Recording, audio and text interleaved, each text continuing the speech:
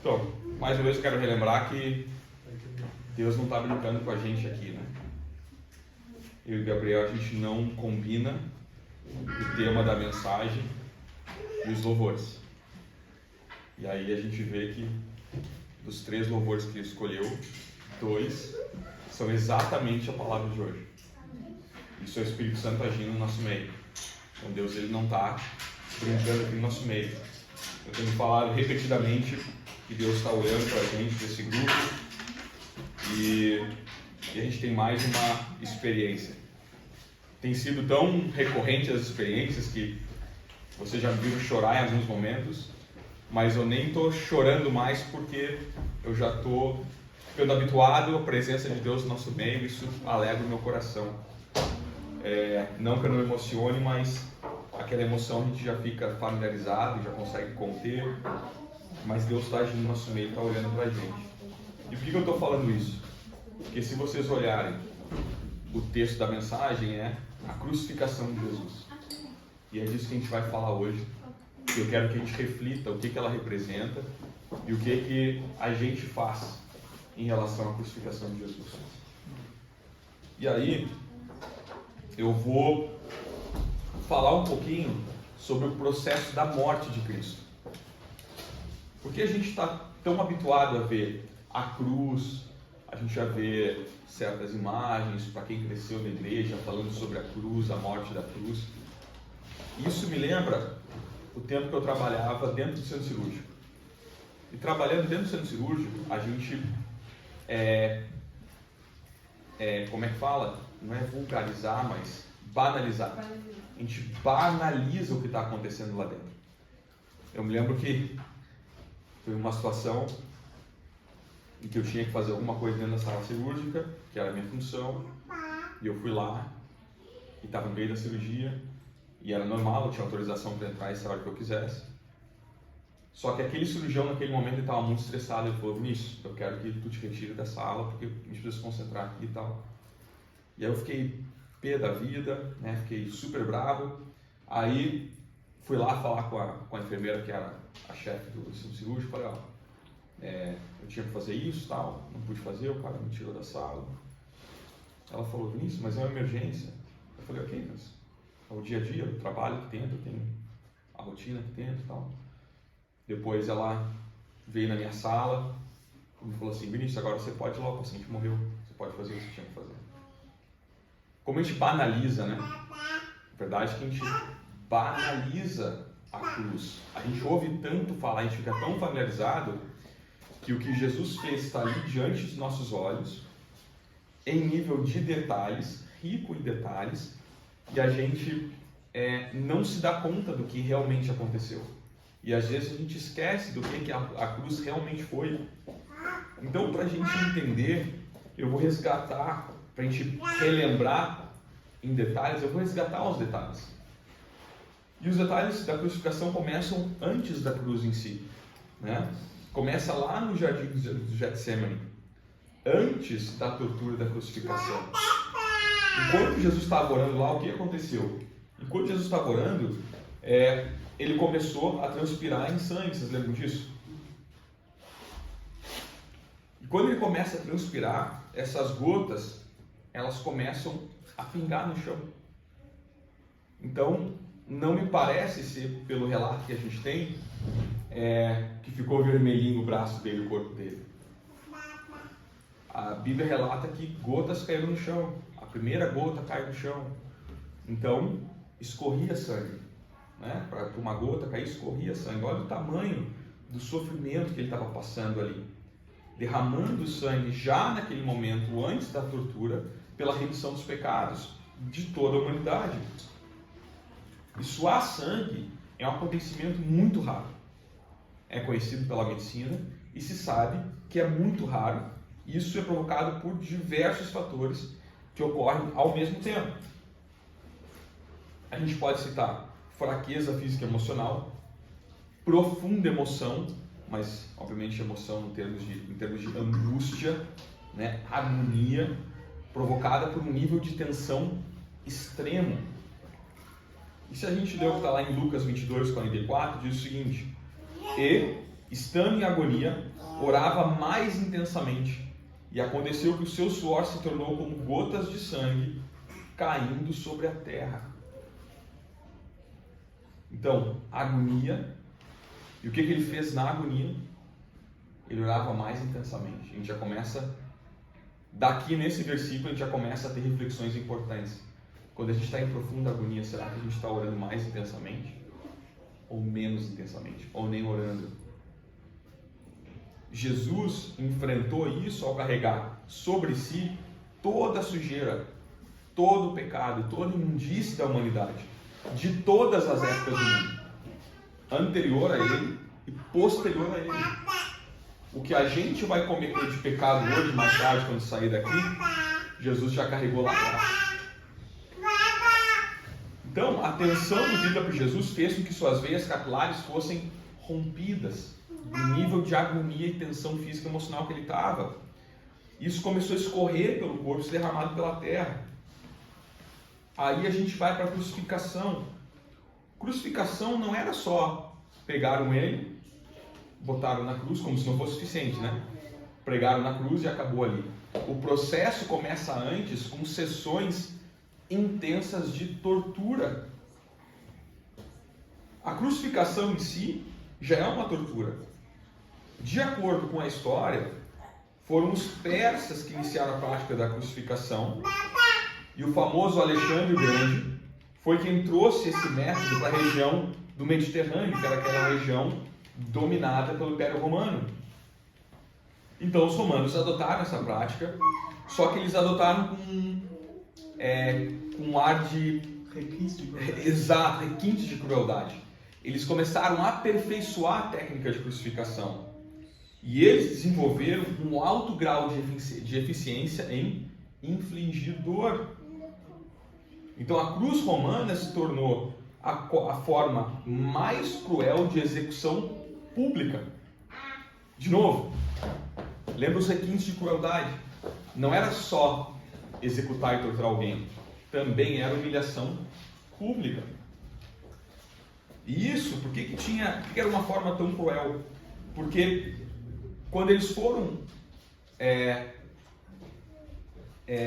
aperfeiçoando essa técnica de crucificação, eles foram aprendendo coisas que infligiam dor em cada parte do corpo, ao mesmo tempo. Então não era uma dor no braço, uma dor no outro braço, uma dor na perna, era dor no corpo todo ao mesmo tempo. De acordo com os relatos de médicos cristãos, antes de ser crucificado, Jesus foi açoitado e chicoteado. Ele foi despido das suas vestes, teve suas mãos amarradas em um poste, mãos acima da altura da cabeça. Essas mãos ficaram amarradas.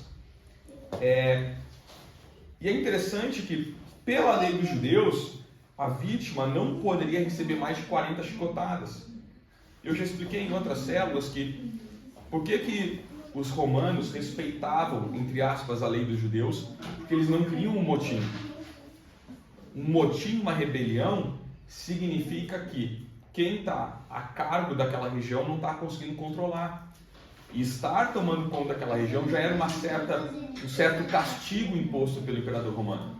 E aí o imperador dá um castigo, coloca para cuidar dos judeus e está tendo rebelião. Aquele que está a cargo de cuidar daquela região pode inclusive sofrer retaliações com a morte pelo imperador romano. Então os romanos, eles tendiam a respeitar as leis dos judeus para que os judeus ficassem em paz, tranquilos sob a opressão romana.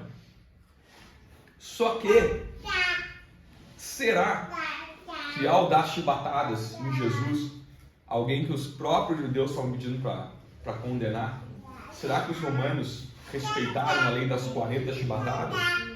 Será que eles não ultrapassaram esse número? Difícil saber. Eu diria que eu acho pouco provável. E o chicote, ele era feito com várias tiras de couro. Nas extremidades tinha umas bolinhas de chumbo ou ossos de ovelha pontiagudos. Por que isso? Porque a sessão da tortura era para dilacerar a carne. Sabe o que é dilacerar a carne? é para arrancar pedaço, é para cortar em todas as direções, para a carne se desmanchar, para fazer carne moída. Os soldados romanos lançavam então os chicotes com toda a força sobre os ombros, as costas, as nádegas e as pernas de Jesus. Então Jesus estava amarrado, com as mãos acima da altura da cabeça, e toda a parte de trás do seu corpo era castigado pelos romanos. Chicotes com bolinhas de chumbo, com ossos pontiagudos. Isso fazia com que a pele fosse cortada. Em seguida, cada golpe, as bolinhas de chumbo, cada golpe com elas, produziam profundos cortes. Mais que profundos cortes, produziam hematomas para infligir dor, até que a pele, a carne, tivesse pendurada.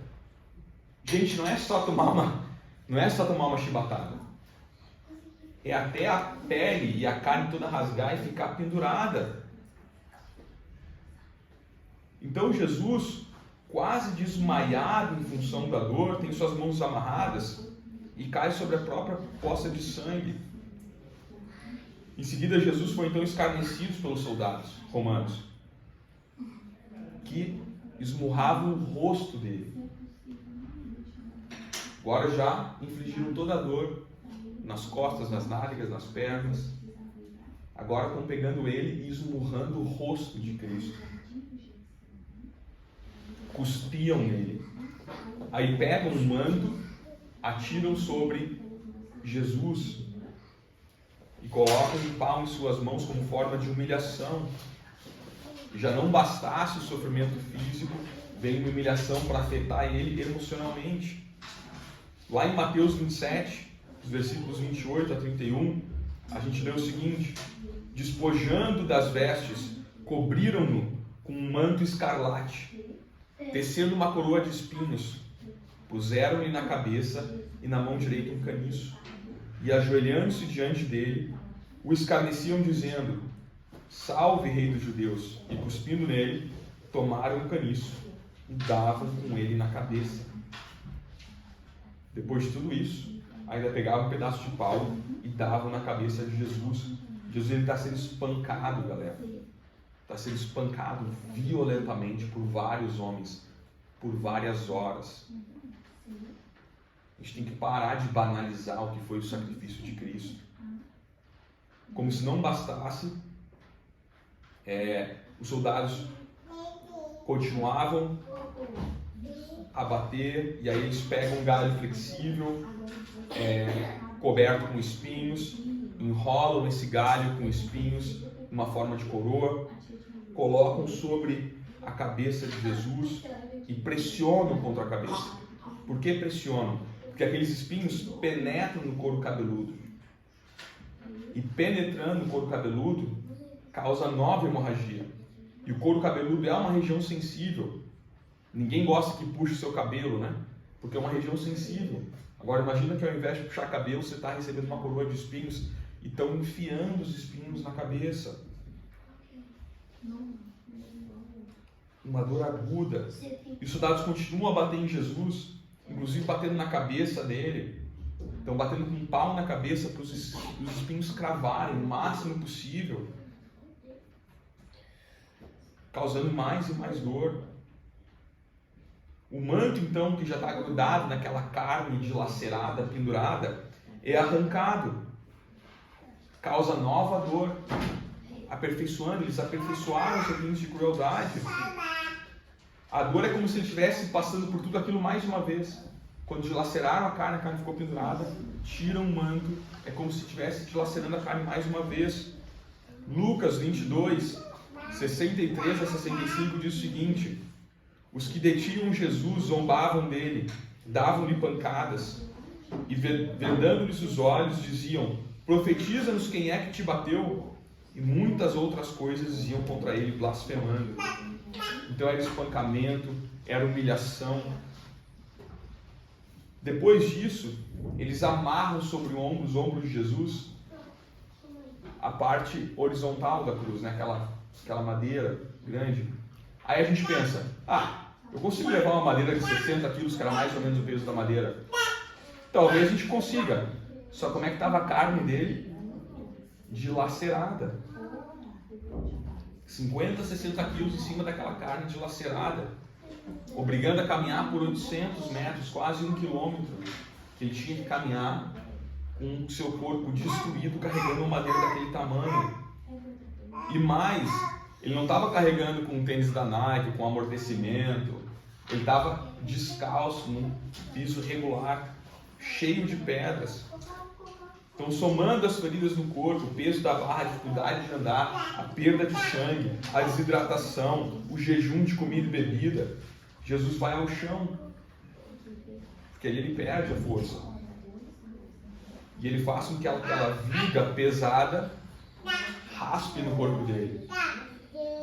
O corpo já está destruído.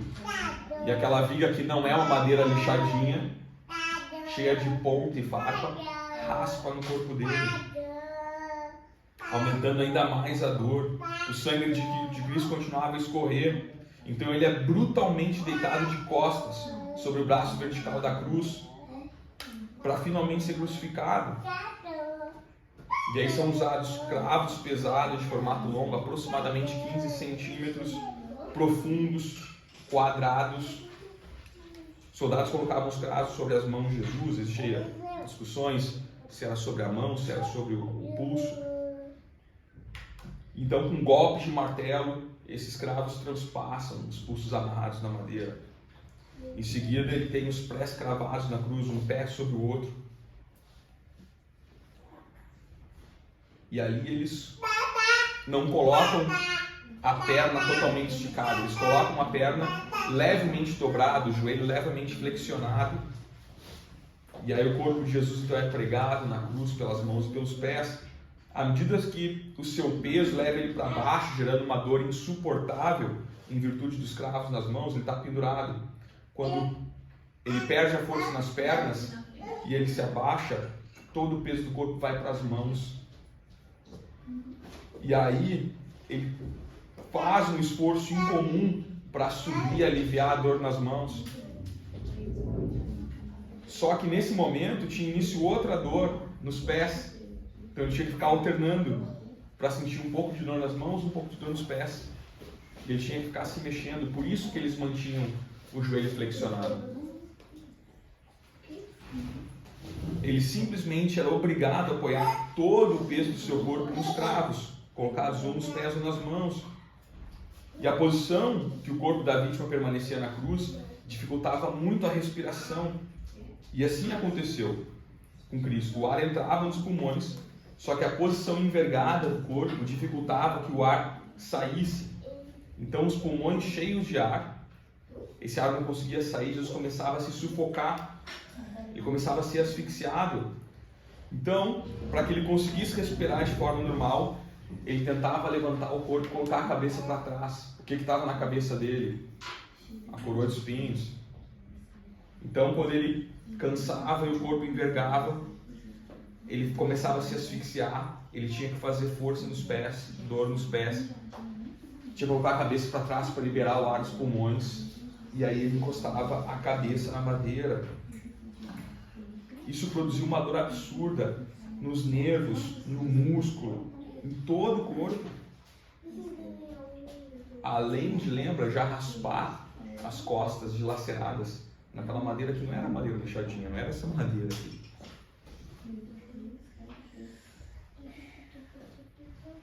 Jesus enfrentou tudo isso para conseguir aliviar um pouquinho a dor, para conseguir respirar. Só que sabe o que é interessante? Jesus ele se esforçou mais ainda para falar, porque ele falou na cruz. Veja que interessante, para ele conseguir falar, ele tinha que conseguir respirar. Ele não queria se asfixiar, ele queria falar. Ele podia entregar o Espírito antes de falar, mas ele se esforça para falar. E para falar ele tinha que fazer esse jogo. Vinha para cá, o ar entrava, não conseguia sair, ia liberar os pulmões, os espinhos cravavam na cabeça, as costas raspavam, e isso tudo para fazer um esforço para falar. O que Jesus fala? Lucas 23, 34. Contudo, Jesus dizia: Pai, perdoa-lhes, porque não sabem o que fazem. Jesus, ele inflige dor em si mesmo para pedir perdão para quem está machucando ele. Vocês já se deram conta desse detalhe?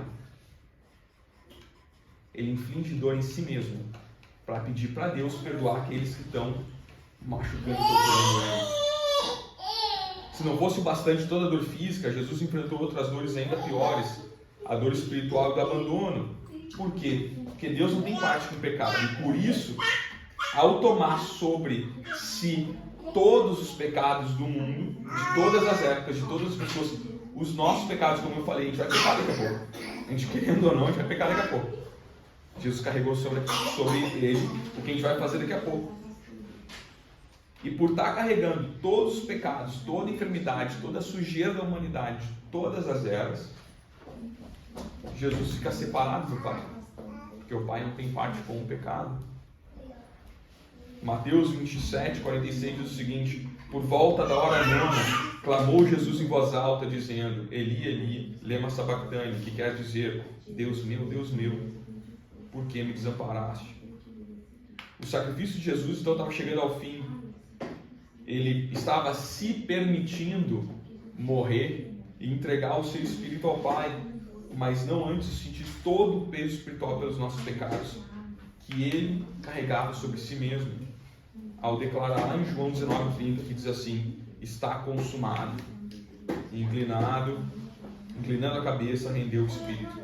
A frase está consumado no original grego é tetelestai, que significa totalmente pago. Lembra que o Novo Testamento é escrito em grego. Então, se a gente vai pegar essa palavra em grego, quando ele fala está consumado, significa totalmente pago, totalmente quitado. Ou seja, algo que foi completo, perfeitamente perfeito, se eu posso ser redundante, sem mais dívida alguma, não ficou dívida para trás. Por isso a gente entende que Jesus usou essa expressão. Ele não quis dizer que a guerra espiritual havia chegado ao fim, mas sim que os sacrifícios exigidos lá no Velho Testamento não eram mais necessários, uma vez que o novo caminho para chegar a Deus estava aberto a partir daquele momento. A salvação pela graça, por meio da fé em Cristo e do sacrifício de sangue que ele fez, e que eu acabei de escrever para vocês.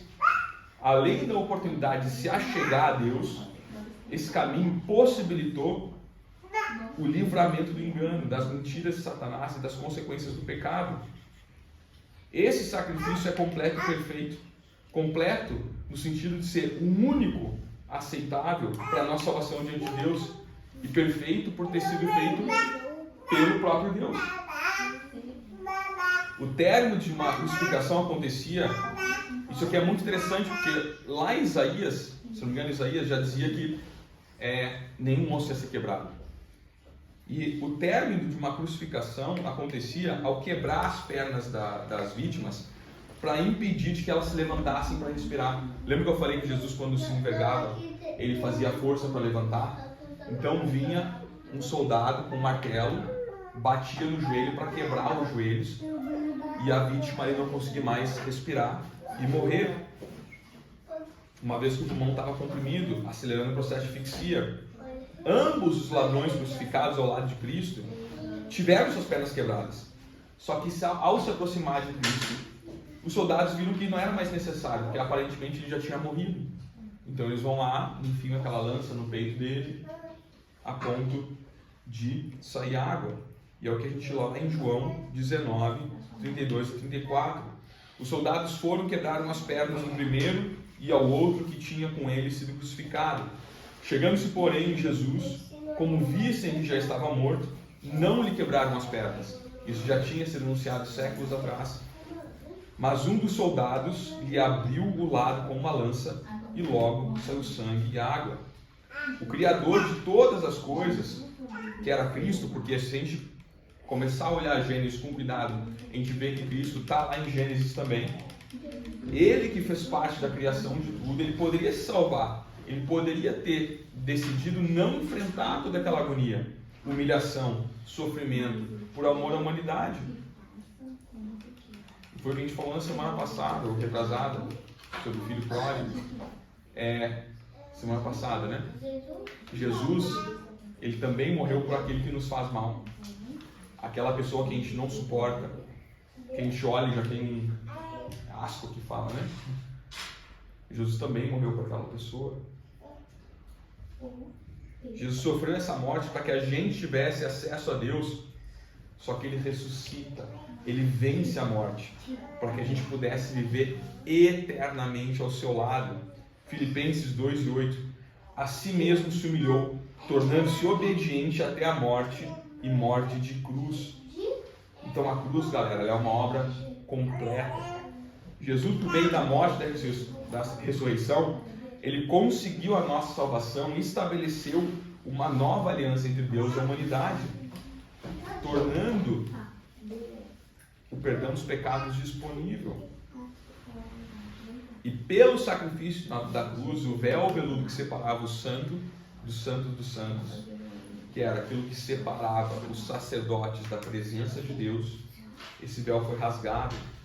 Então hoje a gente tem acesso direto a Deus. Antes tinha que falar com o sacerdote, tinha que falar ou separado no tabernáculo. Alguns podiam ficar no pátio do tabernáculo, outros podiam entrar no lugar santo, que era Deus da tenda, e do véu em diante era o santo dos santos. Só um entrava com uma cordinha para ver se ele não tinha morrido por estar em pecado na presença de Deus. E o que Jesus faz, ele acaba com essa estrutura para a gente ter acesso direto a Deus.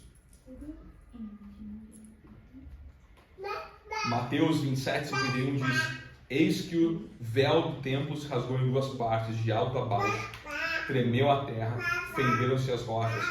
O que eu acabei de falar de rasgar o véu não é uma metáfora, é de maneira literal.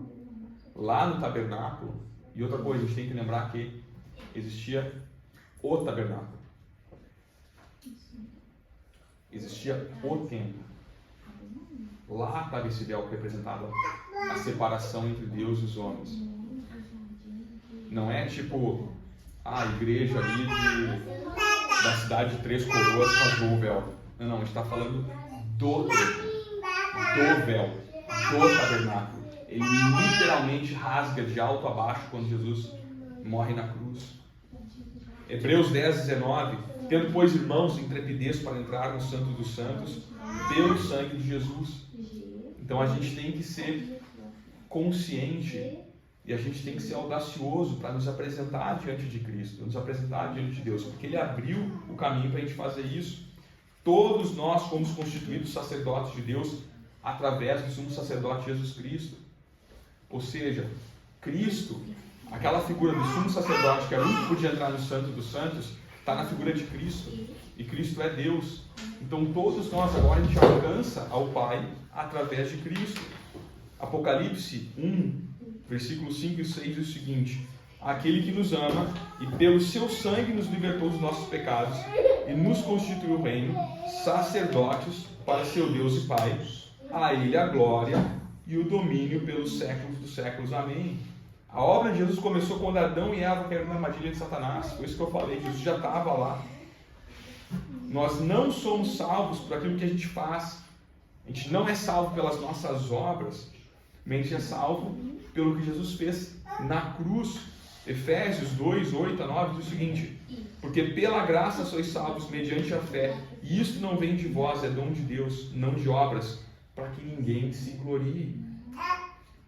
Todo aquele que se converte genuinamente a Jesus torna-se um espírito com Ele. Olha que interessante isso. Nasce de novo, tem o seu espírito reconciliado com Deus. Deus se tira porque Ele não tem parte com o pecado. Só que através do Espírito a gente vira um só com Deus, porque o próprio Espírito de Deus habita em gente, habita na gente. Então assim a gente pode viver intimamente com Cristo, com Deus, e ouvir a voz de Deus.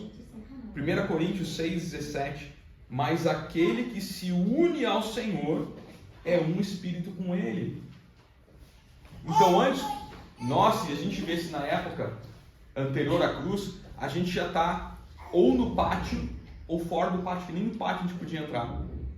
Pelo que Jesus fez, através da obra, a gente se torna um com Deus. Aquele que os sacerdotes estivessem em pecado morria dentro do Santo dos Santos e era puxado pelos outros por uma corda, porque eles não podiam nem entrar para retirar o corpo. Aquele Deus que tinha essa separação entre ele e os homens, hoje se torna um conosco através do que foi feito na cruz. A cruz representa tanta coisa. O mundo natural ele é percebido por nós através dos sentidos físicos. Ouvir falar, por exemplo. Nosso espírito, porém, ele sintoniza com o mundo espiritual. E sabe uma coisa que às vezes a gente não compreende de forma integral? A gente vive dizendo que Jesus veio para nos ensinar como viver, trazer lições de bons comportamentos, boas maneiras, condutas morais, uma porção de regras sobre o que a gente pode e o que a gente não pode fazer. Mas não é isso. Jesus não veio para ensinar boas maneiras para a gente. Até porque Deus já tinha escrito uma lei bem completa lá para Moisés, de como viver em sociedade. Mas Jesus veio para devolver o que a gente perdeu, que era a união com Deus. Foi para isso que ele veio.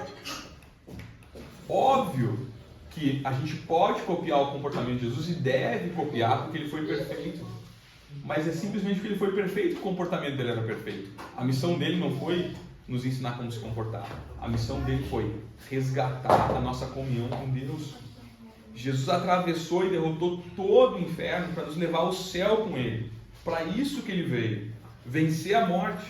Era o último inimigo a ser por ele destruído.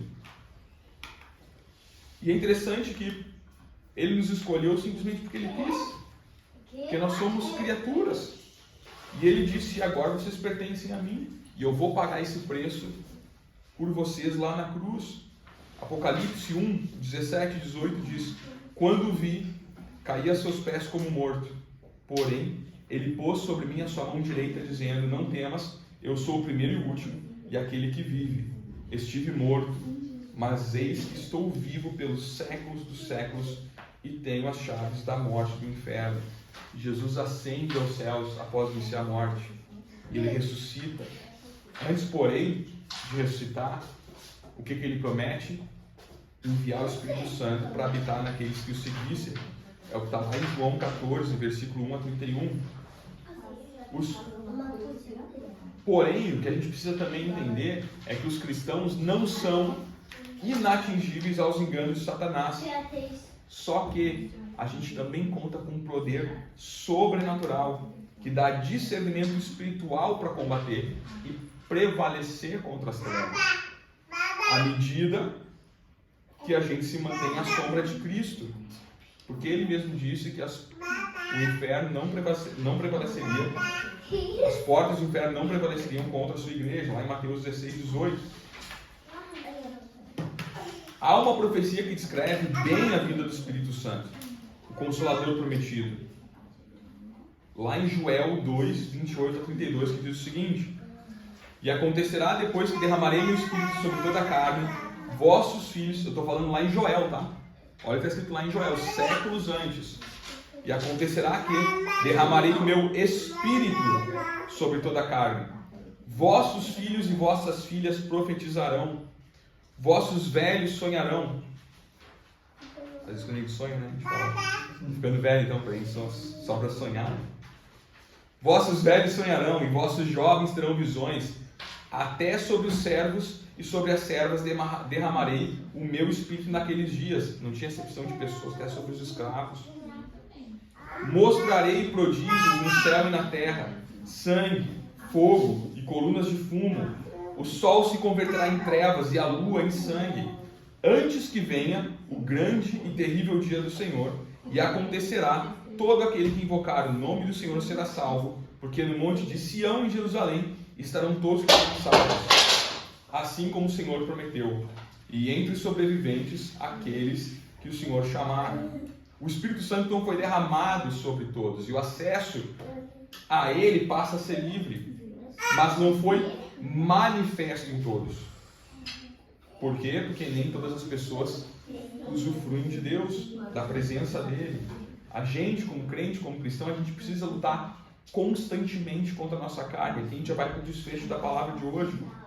E a gente precisa lutar constantemente contra a nossa carne para que a gente possa viver a plenitude do Espírito Santo. Viver o 100% de Deus.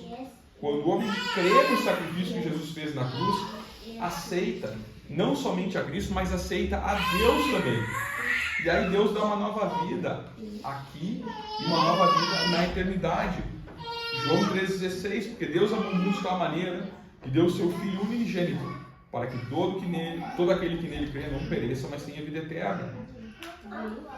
Ao crer em Jesus, a gente passa a viver com base em seu sacrifício. Tudo que a gente viu sobre a cruz. Ao crer, a gente começa a viver com base naquilo. A gente lembra aquilo, e ao lembrar daquilo, a gente tende a abandonar as práticas mundanas e pecadoras. A gente busca uma vida de santidade. A gente luta diariamente contra o mundo contaminado e contra a nossa própria carne. O nosso posicionamento diante de Deus e as nossas atitudes aqui na terra vão mostrar se os nossos nomes estarão ou não no livro da vida. Quanto mais eu tiver consciência de que eu estou lutando contra a minha carne e contra o pecado do mundo, mais certeza eu posso ter que o meu nome vai estar lá, como diz em Apocalipse 20:15. E se alguém não foi achado inscrito no livro da vida, esse foi lançado para dentro do lago de fogo. Mas alguém pode estar se perguntando: mas Vinícius, como verdadeiramente amar Cristo? E aqui eu quero a atenção de vocês. Eu fui lembrado hoje do sacrifício que ele fez por mim. Legal. Agora eu entendi o que ele fez lá na cruz por mim. Só que às vezes, por mais que eu entenda o que ele fez por mim, às vezes Jesus me parece como um parente distante, porque eu nunca vi ele. Eu entendo que como parente eu tenho que amar ele, mas eu não tenho esse sentimento de paixão dentro de mim.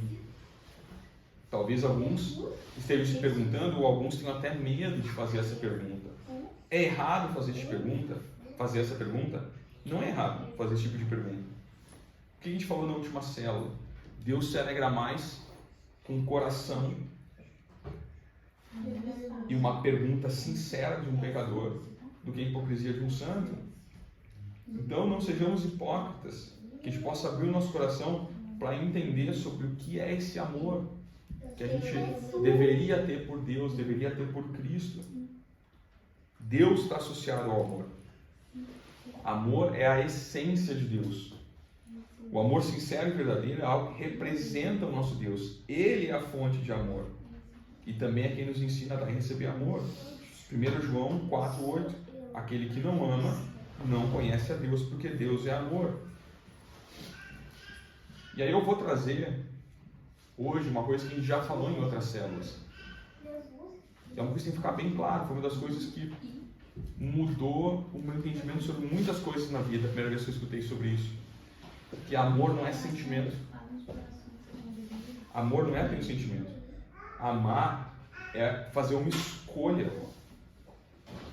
E não ter um sentimento ou uma reação natural. Reações naturais são aquelas praticadas como consequência natural de algum fato anterior. Por exemplo, eu estou com fome, eu como. Eu estou com sono, eu durmo. Eu preciso respirar, uma reação natural dos meus órgãos. Até como uma autodefesa contra a falta de ar. Já o amor esperado por Deus é uma escolha que independe das circunstâncias ou do que outras pessoas façam. Gostar, porém, é diferente de amar. Porque amar é se dar, é se doar. Comecem a pensar sobre isso, para a gente entender essa palavra de hoje. Amar é dar-se, doar-se, é gastar tempo com alguém. Quanto mais tempo você gasta com algo, mais amor você tem por isso. Ao gastar tempo em amar de uma maneira que agrada a Deus, você está investindo e aplicando esse tempo, gerando certamente um grande retorno. O gostar, por sua vez, tem uma conotação de julgamento e semelhança, ser uma relação baseada em trocas e conveniências. O grande desafio do homem é viver a sua vida em amor. No grego antigo tem 3 palavras para traduzir amor. Por que é importante o grego? O livro que a Bíblia foi escrito, a língua que a Bíblia foi escrita, o Novo Testamento. Então vamos lá, amor filéu, é o amor amizade, é o amor aquele que a gente sente com pais, irmãos. O amor eros, é o amor entre homem e uma mulher, como a gente sabe, tem que ser praticado dentro do casamento. O amor ágape é um amor diferente, é um amor que caracteriza a Deus. Trata-se do amor que Deus tem por cada um de nós, um amor leal, firme, fiel. Não importa o que a gente faça, o amor de Deus não vai aumentar ou diminuir. Olha que bonito isso. É bonito e intrigante quando a gente pensa em pessoas que estão cometendo assassinatos e coisas terríveis. É intrigante saber que Deus ama eles também.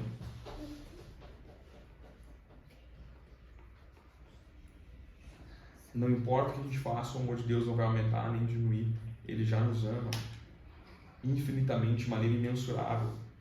Um amor tão grande a ponto de ser sacrificial. João 3,16. Porque Deus amou o mundo de tal maneira que deu o seu Filho unigênito, para que todo aquele que nele crê não pereça, mas tenha a vida eterna. Agora eu quero fazer vocês pensarem. Deus sabia ou não sabia o que era a morte de cruz? Todos nós aqui, a maioria de nós tem filhos. Se a gente pensar que Deus mandou o próprio Filho para sofrer morte de cruz por amor a nós, a gente começa a entender que Deus nos ama. Não é pouca coisa, não. Nenhum de nós, tenho certeza. Não vamos ser hipócritas, nenhum de nós ia mandar nosso filho para morrer numa cruz em amor a outra pessoa. Por pior que fosse o nosso coração, saber com esses detalhes que a gente reviu hoje sobre o que é a morte de cruz, a gente não ia mandar os nossos filhos passarem por isso. Deus mandou o Filho dele. Esse é o tanto que Ele nos ama. Já o diabo, ele não conhece o amor, ele não consegue ter ou praticar o amor. O amor para ele é algo insuportável. E como ele não suporta isso, ele distorce da seguinte forma: fazer com que o amor filial seja motivado por interesse. Esse amor entre pai, irmão, amigo comece a ser motivado por interesse. Ele faz com que o amor eros seja praticado fora do casamento. E ele faz com que os homens não recebam o amor ágape e tampouco vivam e distribuam esse amor. Por isso que é importante a gente entender esse amor ágape, viver ele e distribuir ele. Porque o amor que vem de Deus é esse amor que é santo.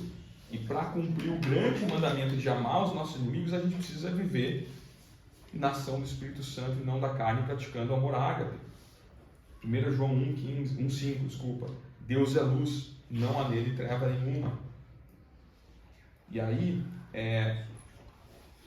1 Coríntios 13, já indo para o final, pessoal. Aqui a gente tem uma das coisas mais bonitas que a gente pode encontrar na Bíblia.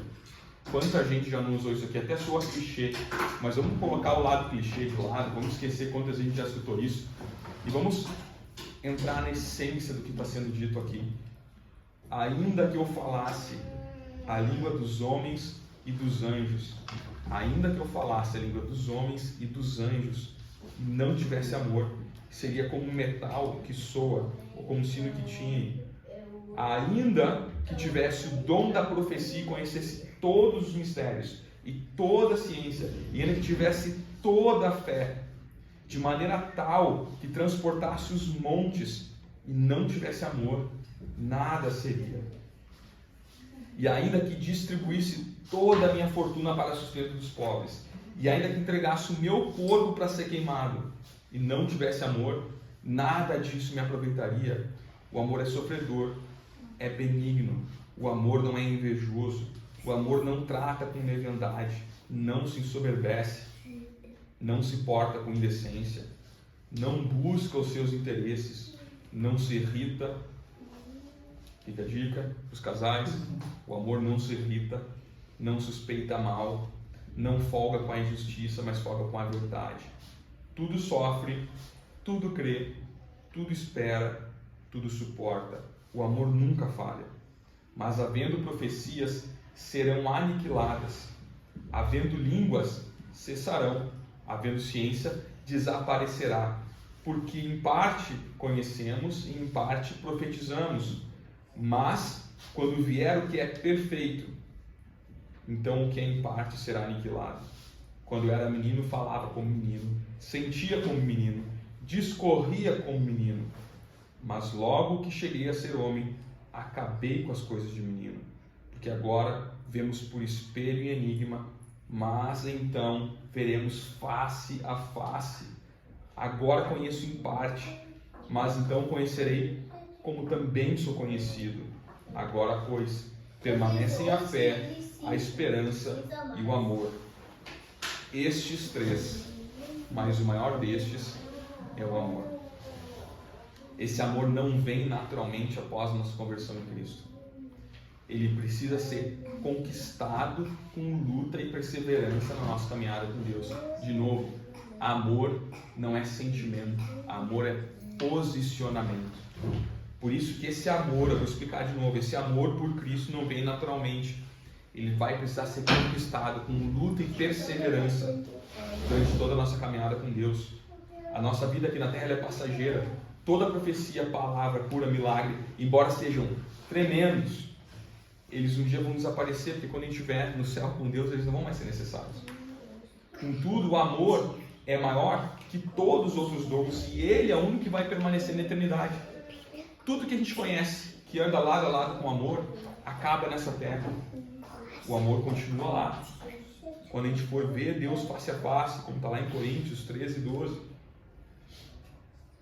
isso nos faz concluir que assim como Deus, o amor então é eterno. E o amor é tão importante nas nossas vidas que Jesus resumiu todos os mandamentos em apenas 2. Vocês lembram disso? Lembram ou não? Mateus 22, 34 a 40. Está lá nesse texto. Isso aí. Então,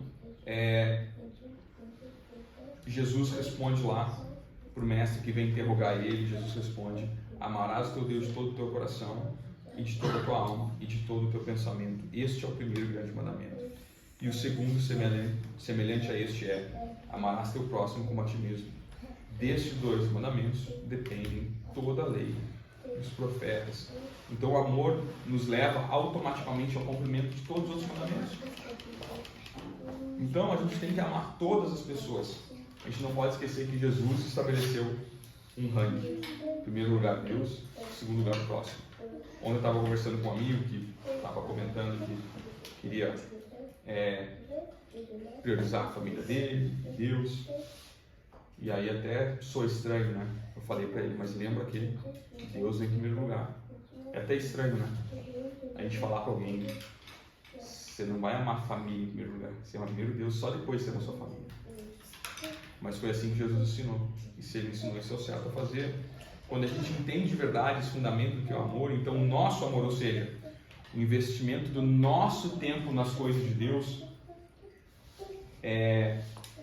acreditar nele apesar das circunstâncias, se posicionar, mesmo quando o sentimento que a gente tem nos diz para fazer o contrário, então é a partir desse momento que o nosso amor começa a honrar a obra da cruz, o sacrifício da cruz. Não adianta a gente achar que o amor que a gente tem no nosso coração é que nos faz agradar a Deus. Não. De novo, amor não é sentimento. O que agrada a Ele é demonstrar o nosso amor. É quando a gente está furioso com alguém, a gente quer bater na pessoa, mas a gente perdoa. O que agrada o coração de Deus e honra a obra da cruz é quando a gente está sem vontade de orar. E aparentemente com poucos motivos para mostrar a nossa gratidão a Deus. Ainda assim a gente fecha os olhos e a gente fala: obrigado, Jesus, por tudo. A maneira que a gente tem de expressar o nosso amor a Deus é dizer não à carne, quando ela grita pelo pecado, quando o nosso corpo e a nossa mente, eles reagem fisicamente querendo nos levar ao pecado. Sexo, droga, mentira, intriga, briga, ego, egoísmo, glutonaria, entre outras coisas. E nesse momento a gente diz: não, eu não vou ceder ao meu corpo e vou tratar isso aos pés da cruz. É nessa hora que todo o sofrimento da cruz é profundamente reconhecido por nós. É nessa hora, é como que se espiritualmente a gente estivesse aos pés de Jesus e a gente pudesse levantar, abraçar Ele e dizer: Jesus, obrigado. Porque não é obrigado com palavras, não é algo que vem da boca, que poderia ser mascarado pela hipocrisia que a gente também tem. Lembra lá Mateus 15:8? Este povo me honra com os lábios, mas o seu coração está longe de mim. Mas quando as nossas atitudes demonstram posicionamento e as nossas escolhas, é nesse momento que existe a adoração de verdade. Um coração no lugar certo que adora Jesus com os lábios. É esse coração que, quando está adorando também com os lábios, rasga os céus e faz os cânticos ecoarem lá. Lábios que adoram a Jesus, mas cujo coração está no lugar errado, são lábios que apenas emitem sons. E acaba ali. Quando você estiver sem vontade de orar, ore. Quando você não estiver conseguindo ver Deus, ore e adore. Quando as circunstâncias estão todas contra você, dê graças a Deus. Quando teu coração estiver partido, quebrantado, quebrado, estraçalhado, apresenta o teu coração a Cristo. Quando a tristeza tomar conta da tua alma, louva a Jesus. Quando tudo parece não ter saída, permanece na fé e lembra que para Deus não tem limite. Quando você estiver doente, conversa com Deus. Quando falarem mal de você e te magoarem, perdoa e apresenta a tua causa a Deus. Quando a tua fé estiver fraca, diz em voz alta: Jesus é o meu Senhor e o meu Salvador. Quando parecer que o mundo está contra você, lembra que Jesus disse: eu venci o mundo. Quando as luzes se apagarem, lembrem que em Cristo você é a luz para esse mundo. É assim que você evita que lábios hipócritas louvem a Deus e permite que um coração aquebrantado honre aquele que morreu por você na cruz, por amor a ti. Amém?